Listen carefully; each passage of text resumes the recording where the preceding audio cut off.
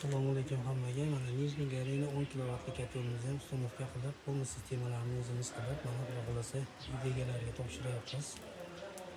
Bu xonadonimiz 3 xonayu bitta hammomiga ega. Polni sistemalarni o'zimiz qilib, batareyalarni, panelni, radiatorlarni o'zimiz olib kelib qo'yib berdik. Polni sistemasiga xizmatlarimiz bilan 14 million so'm asfalt ketdi. Polni plus kotel, 3 ta radiator, polni turbalari, toki mana shu dimoxod asbest turbalarigacha o'zimiz olib keldik. Degasini bilan qilganimiz yo'q.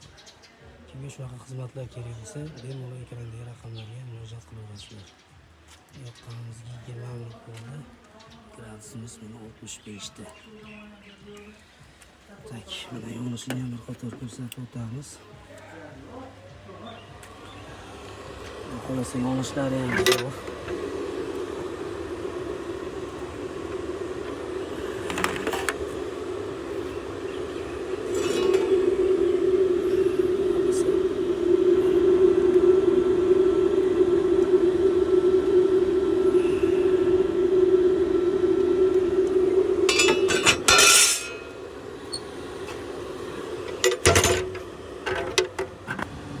Shunaqa dimoxod tekshirib beramiz.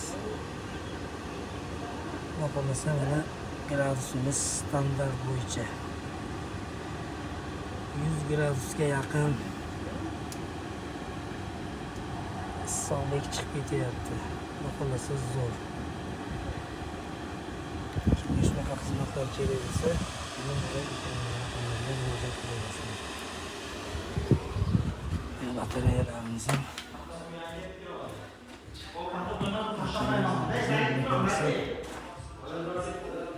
69-70 gradus ko'rsatadi.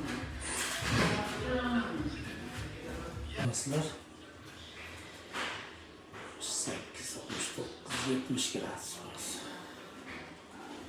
Yaxshi, onasi kotelimiz yaxshi.